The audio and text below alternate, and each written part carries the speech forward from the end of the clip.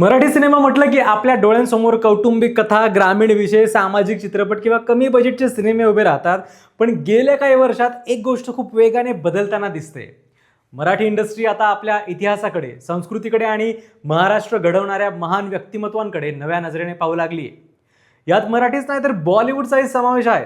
राजा शिवाजी आणि छावानंतर आता येत्या काळात इठा आणि खाशाबा हे सिनेमे बॉक्स ऑफिस गाजवायला येत आहेत. पण विशेष गोष्ट म्हणजे हेच एक दोन नाही, तर अजून तब्बल डझनभर मराठी लेजेंड्सच्या बायोपिक्सची घोषणा झाली आहे. विठाबाई नारायणगावकर, खाशाबा जाधव, त्याचबरोबर उज्ज्वल निकम, व्ही शांताराम, नामदेव ढसाळ, पठ्ठे बापूराव, ताराराणी, शहाजीराजे, संत तुकडोजी महाराज, ललिता बाबर, छत्रपती शिवाजी महाराज एवढ्या मोठ्या मराठी व्यक्तिमत्वांच्या कथा आता मोठ्या पडद्यावर येणार आहेत. पण या सगळ्यात एक प्रश्न आहे, इतक्या सगळ्या घोषणा तर झाल्या आहेत, पण यातले अनेक चित्रपट अजूनही रिलीज झालेले नाही आहेत. काहींचं शूटिंग वर्षानुवर्ष सुरू आहे, काही पोस्ट प्रोडक्शनमध्ये अडकलेत, तर काहींचं नाव जाहीर होऊन अनेक वर्ष झाली तरी पुढे काहीच अपडेट नाही आहे. आज आपण या सगळ्या आगामी बायोपिक्सचा आणि त्यांच्या सध्याच्या स्थितीचा आढावा घेणार आहोत. नमस्कार, मी संकल्प पाटील आणि तुम्ही बघताय लगाव बत्ती. सर्वात आधी बोलूया सध्या चर्चेत असलेल्या इठा या चित्रपटाबद्दल. लक्ष्मण उतेकर दिग्दर्शित हा चित्रपट तमाशा सम्राज्ञी विठाबाई नारायणगावकर यांच्या आयुष्यावर आधारित आहे. महाराष्ट्राच्या लोककलेला घराघरात पोहोचवण्यात विठाबाईंचं योगदान अमूल्य मानलं जातं. गरिबी, संघर्ष, तमाशा क्षेत्रातल्या महिलांना मिळणारी वागणूक आणि त्यातून स्वतःचं वेगळं स्थान निर्माण करणारी ही स्त्री म्हणजे जिद्दीचं प्रतीक होती. या भूमिकेत श्रद्धा कपूर दिसणार आहे. छावाचे दिग्दर्शक लक्ष्मण उतेकर हा सिनेमा दिग्दर्शित करतायत. हा सिनेमा बॉलिवूडतर्फे बनवला जातोय आणि ऑगस्ट महिन्यात तो रिलीजसाठी रेडी आहे. यानंतर नाव येतं नागराज मंजुळे यांच्या खाशाबाचं. 1952च्या हेलसिंकी ऑलिम्पिकमध्ये भारताला वैयक्तिक स्पर्धेत पहिलं ऑलिम्पिक पदक मिळवून देणारे खाशाबा जाधव याच्या पिढीला फारसे माहिती नाही आहेत. साध्या शेतकरी कुटुंबातून आलेल्या या मल्लाने जगाला भारताची ताकद दाखवली होती. नागराज मंजुळे यांनी अनेक वर्षांच्या संशोधनानंतर हा चित्रपट बनवत आहेत. टीझरला जबरदस्त प्रतिसाद मिळाला असला तरी चित्रपट वादात सुद्धा सापडलाय. प्रकरण कोर्टात गेलंय, त्यामुळे चित्रपटाच्या रिलीजवर परिणाम झाला तरी आता हा सिनेमा 1 जानेवारी 2027ला रिलीज होईल. तिसरा मोठा सिनेमा म्हणजे प्रहार. भारतातले सर्वात चर्चेतले सरकारी वकील म्हणून ओळखले जाणारे उज्ज्वल निकम यांच्या जीवनावर हा सिनेमा आधारित आहे. 26/11 मुंबई हल्ला, अजमल कसा, मुंबई बॉम्बस्फोट आणि अनेक हाय प्रोफाईल खटल्यांमध्ये त्यांनी सरकारची बाजू प्रभावीपणे मांडली.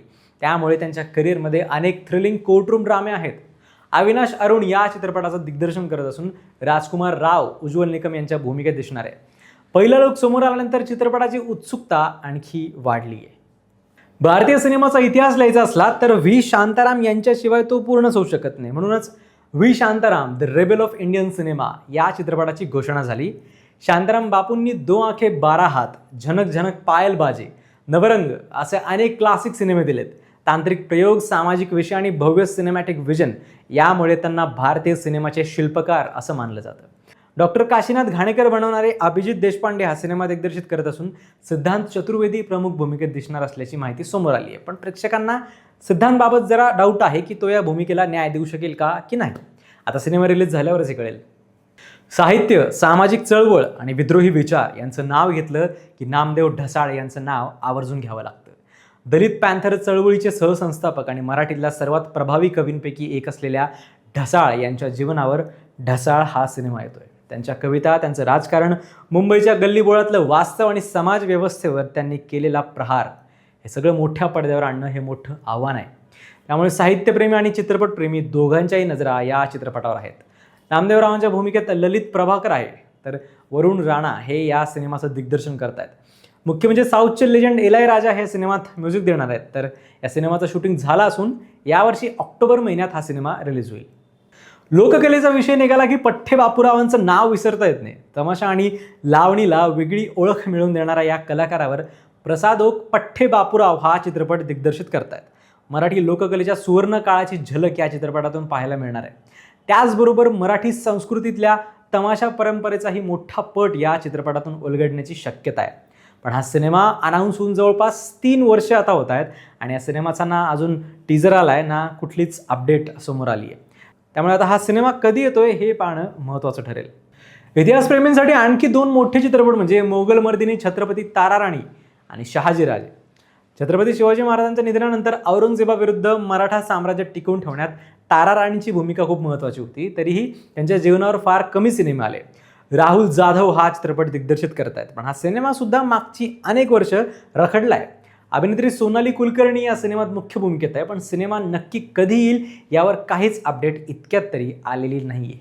याशिवाय शहाजीराजे भोसले यांच्या जीवनावर संतोष डावखर चित्रपट बनवत आहेत. शिवाजी महाराजांच्या जडणघडणीत शहाजीराजेंचं योगदान किती मोठं होतं हे या चित्रपटातून दाखवलं जाणार आहे. या सिनेमात मुख्य भूमिकेत कोण आहे, सिनेमाची स्टारकास्ट काय असणार आहे हे अजून तरी गुलदस्त्यातच आहे. पुढच्या वर्षीपर्यंत हा सिनेमा येईल.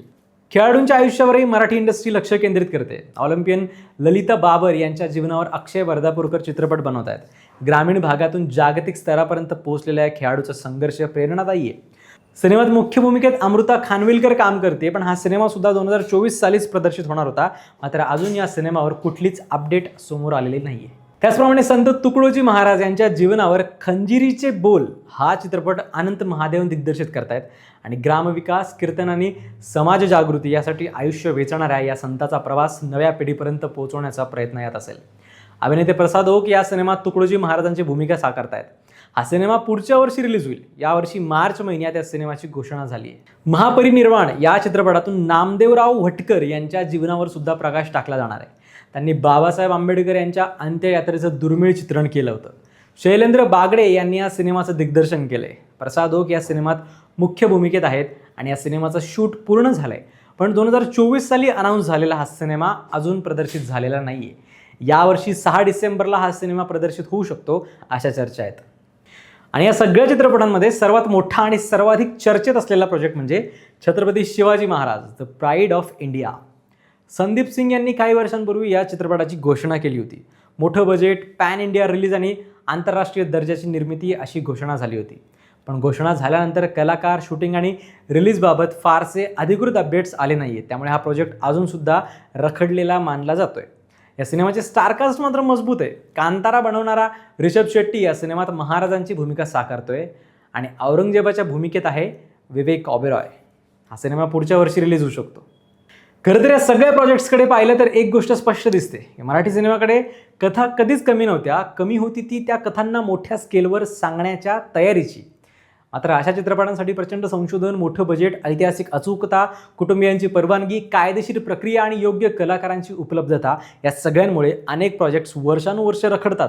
त्यामुळे घोषणा पटकन होते, पण चित्रपट पडद्यावर यायला बराच काळ लागतो. याही यादीत बघा, प्रसाद ओक यांचे अनेक सिनेमे गेली अनेक वर्षे रखडले आहेत, तर इतर काही प्रोजेक्ट्स वेगवेगळ्या अडचणीत सापडले आहेत. पण एक गोष्ट मात्र निश्चित आहे, जर हे सर्व बायोपिक्स पूर्ण झाले तर पुढची काही वर्ष मराठी सिनेमासाठी ऐतिहासिक ठरू शकतात. कारण महाराष्ट्राकडे काल्पनिक सुपर हिरो नाही आहे, तर इतिहास घडवणाऱ्या असंख्य खऱ्या व्यक्ती आहेत.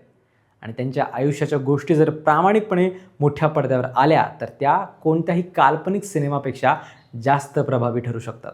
आशा करूयात की हे सगळे सिनेमे पुढच्या वर्षीपर्यंत रिलीज होवत आणि त्यांना भरघोस यश मिळो. तुम्ही यातल्या कोणत्या सिनेमासाठी सर्वात जास्त उत्सुक आहात ते कमेंट्समध्ये नक्की सांगा आणि अशाच व्हिडिओसाठी सबस्क्राईब करा लगाओ बत्ती.